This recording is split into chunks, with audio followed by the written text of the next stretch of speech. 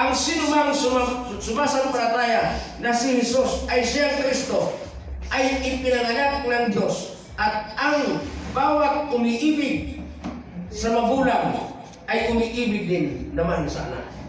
Di ba? Kung gusto natin, ang sabi natin, ay mahal ko ang ama eh. Kasi mayroon ibang grupong mananampalataya, Sister Alvin, na gusto nila, ang tawag nila sa ama lang, ayaw nila sa anak. Di ba? Maraming tao yun na nagsasabi na ako naman ay sumusunod sa Panginoon eh.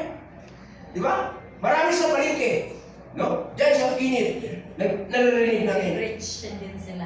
Meron na. Pero mo, nandiyan sa init, kasama mo ba? Anong sabi nila? Whosoever believe in Him should not perish but have everlasting life. Kaya maniwala ka na lang. O, di ba? Maniwala ka na lang. Sabi ko dun sa kayo kasi kuya ulit eh. May gawa pa kayo eh. Ay, sabi paniwala lang eh. O, sabi ko, ito mga kapatid, ang logic dyan ha. Pag ang tao ay naniwala, sumampalataya, mayroong akibat na pagsunod, Brother Daniel. Pagkataon, sabi mo, mahal kita. Paano maniniwala ang babae kung ang iyong gawa ay hindi kasi mo sa sinusunod? O sige nga, kung mahal mo ako, hindi ba mo ako ng pampaligo bukas? May kaakibat na pagsunod, mga kapatid. Kaya, ang sabi dito din, Apostol Juan, ang sinumang tumanggap kay Kristo, umiibig kay Kristo, at naniniwala na si Kristo ay anak ng Diyos, ay mayroong pagtatagumpay dito sa ating pinangalan sa libutan. Yes. Alam mo niyo mga kapatid, walang iba tayong lalapitan tulad ng mensahe sa awit. Wala tayong ibang lalapitan. Si Kristo lang. Wala. Ano sabi ni Kristo? I am the way. Ako ang daan. Ang iba, mga kapatid, hindi sila dumadaan kay Kristo. Gusto nila direct sa Ama. Ay, anong sabi ng anak? I am the way. Ako ang daan. Kaya paano ka magtatagumpay? Ang sabi ng anak, walang sinumang makakapanoon sa ating Ama, kundi sa pamamagitan ko. Paano ko mag-usap sa Ama? Hindi mo kinausap si Jesus. Direct. No? Nakakalungkot mga kapatid. Sasabihin nila, una, wala akong ibang na laman ng mga mananampalataya na hindi tulad sa amin, na kami lang talaga ang totoo. Di ba? Diyan ang sabi sa akin. Kasi meron akong kasama sa trabaho mga kapatid na JW. JW. Sabi ng nanay niya, sabi ng nanay niya, kasi nangyari yung mga kapatid, kaya meron kaming argumentuhan na ganito, ay yung anak niya ay namatay. Nandun kami sa lamay. Ay yung nanay, yung nag-open, Sister Albe, ako naman tahimik lang eh. Yung nanay nag-open, kayong mga Adventist na ano ko na yan, napag-aralan na yung mga Sabadista. Pero ito lang talaga ang tunay ang sa amin. Sino ba, mga kapatid, ikaw, Sister Jenny, ikaw, Sister Miley, tayong lahat, na mayroong Kristo sa puso? Papayag ba kayo na hindi nakikilayanin si Kristo? Ama lang? Ang Diyo ba? Ba? Sama lang? Si Kristo. Papayag ba kayo? Ay sabi ko, hindi nanay. Sabi ko sa kanya, ito talaga ang katotohanan dyan, nanay. Kung hindi ka makalapit kay Kristo, hindi ka makapunta sa Ama. Tama hindi? Kung hindi ka lalapit kay Kristo, hindi ka makaparoon sa Ama. Ano ba? Ang sabi ni Kristo? I am the way. Oo. Di ba? I am the way, sabi ni Kristo. Kasi ikaw, ang nalaktawan mo, paano ka, Sister G, makapunta sa ating Ama? Kapit mo na kay Kristo. Tama. Lalapit kay Kristo. Yung ibang grupo ng mananampalataya, si Kristo tao lang. Paano ka makapunta paano ang tamang kausap sa kanya? Ama, kung si Kristo ay tao lang. Si Kristo tagapamagitan natin yan eh. Oo. Kaya mga kapatid, para tayo magkaroon ng pagdadaupay sa sanlibutan mga kapatid, ay ito ang ating gawin mga kapatid, no? Sa ano? Sinusundan mo Mr. Beck? Verse John chapter 5. Sa chapter 2. Chapter 5, verse 2. Sabi daw, dito yung ating nakikilala na iniibig natin ang mga anak ng Diyos kapag iniibig natin ang Diyos at tinutupad natin ang kanyang mga utos. O tingnan mo. Akibat ang magsunod, mga kapatid. Pag iniibig natin ang Diyos, kaakibat natin ang pagsunod. Sasabihin natin, nananampalataya naman ako dyan eh. Sa ating pananampalataya mga kapatid, kaakibat dyan ang pagsunod. O? Pansinin mo kapatid, ang pananampalataya, ito yung mga bagay na hindi natin nakikita na ating pinapaniwalaan. Diba? Hindi natin nakikita eh. Pero naniniwala tayo. Bakit? Mayroon tayong K-text. No? Mayroon tayong textbook na itong aklat ay mga kapatid. Simula pa noon hanggang ngayon, walang expiration.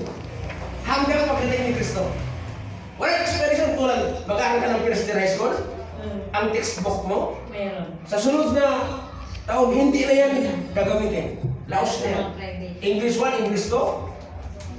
Yung iyong English 1 mga kapatid, next year, iba na naman English 1. Iba na naman ang text na. Iba naman ang textbook. Oh. Nag-aaral ko na.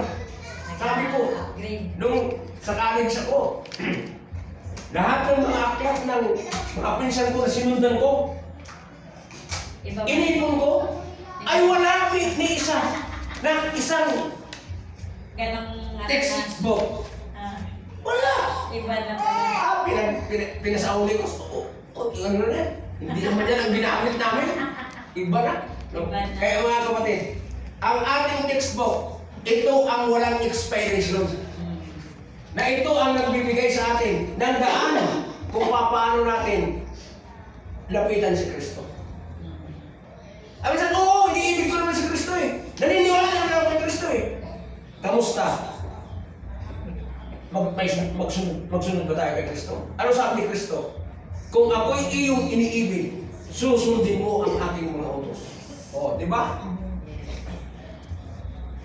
Kaya mga kapatid, maraming mga tao ngayon, tulad yan sa mga dahil sa palengke. Nasabi, sumampalataya lang tayo. Ligtas na tayo. Totoo! Totoo, magsampalataya tayo. Totoo, na makatanggap tayo ng buhay na walang hanggan. Pero, pag ikaw ay naniwala lang at hindi mo dinala ang pagsunod sa kay Kristo, sasabihin ka ni Kristo, lumayo kayo sa akin, kayong mga gumagawa ng katarampasanan. Ano? Katampalasan. Hindi ko kayo nakikilala. O, di ba? Sasabihin mo, oh, mahal ko si Kristo. Pero hindi mo naman sinunod ang kanyang mga utos. Lumayo kayo sa akin. Pagdating ng panahon, sasabihin ni Kristo, hindi ko kayo nakikilala. So, mga kapatid, ang ating tagumpay sa liputan ay ang pagsunod sa Diyos. Tingnan mo, sa ating, gusto natin tulad ng mga bagong binyag ha. Tulad kaya na Sister Joy. Bago siya tumalakad papunta sa pagtanggap kay Kristo sa bautismo, ang laki ang pagbabago na nangyari sa kanyang buhay. Isa lang doon mga kapatid, ang pagtanggap kay Kristo. No? Yung pagtanggap kay Kristo, napakalaking bagay. Sapagkat si Kristo, ang daan, ang buhay at ang katotohanan. Wala nang ibang katotohanan.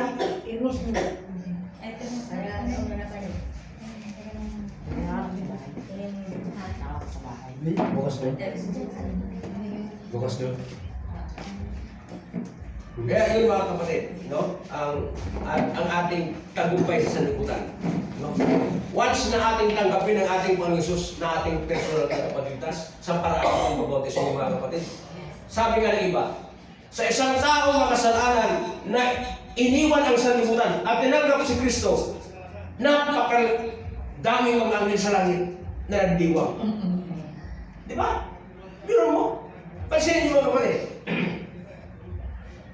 Ang ating Diyos, ang ating Panginoong Hesus, ito ay hindi siya nagpipili. Sino man. Wala magpipili. Sasabihin natin sa mga sabadista lang, hindi. Yung pagbabago ni Kristo sa krus, para sa lahat ng tao. Para sa lahat na gustong sumunod kay Kristo.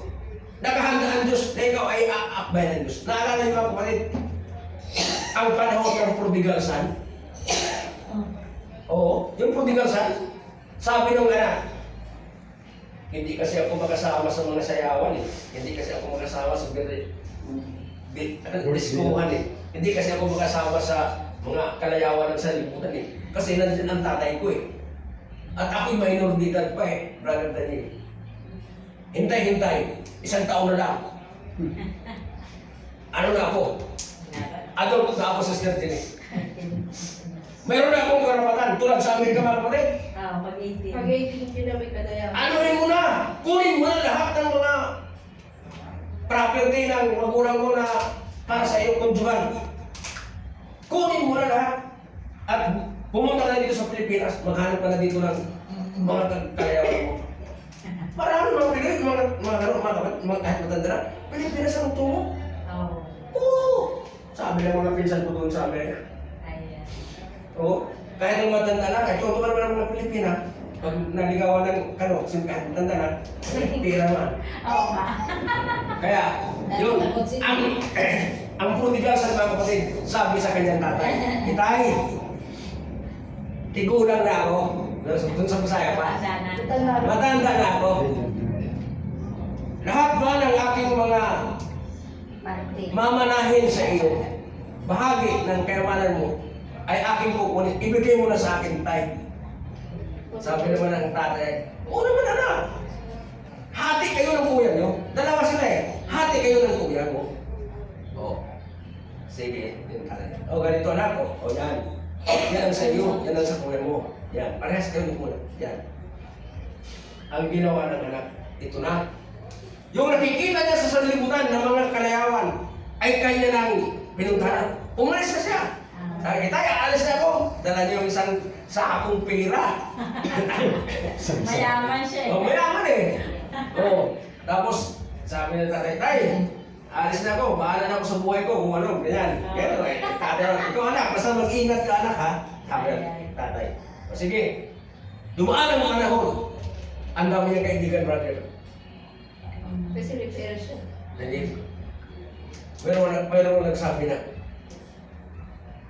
pag marami kang pira, ang dami kang kamag-anak, Yes. saka kaibigan. O sige, painom siya, brother. Yan, beras ko, sige. Yan. Hanggang dumating yung panahon mga Wala kapatid, yung pera ubos. na siguro nga ilang daang taon yun ang naglipas, brother Dan, na naisulat sa Bible eh. Isang siglo siguro. 2,000 years na dumaan, na itala sa Biblia. Nagkaroon ng tanggutong mga kapatid. Naubos ang kanyang pirang brother Dan. Naubos! Sabi niya sa mga kaibigan, nasaan yung mga kaibigan? Nawala. Nasaan na yung aking mga nagpunta sa akin araw-araw din, nag-iinuman kami eh. Ngayon wala na akong kaibigan. Then, nagbuto. Doon sa lugar na yun, ay may pigiri. May pigiri ha. Alam mo doon mayroong pigiri. Yung mga masuwain, mga suwain. Kaya doon na nagpuan ni nung anak na kurdilasan. Ang tagutong at sabi niya, wala na naman diyan ko. Ang pinatapayat ako, brother Dan. Ano aking gagawin? Wala akong malapitan. Ay may dumaan na pingga ng yung mga kakaning baboy.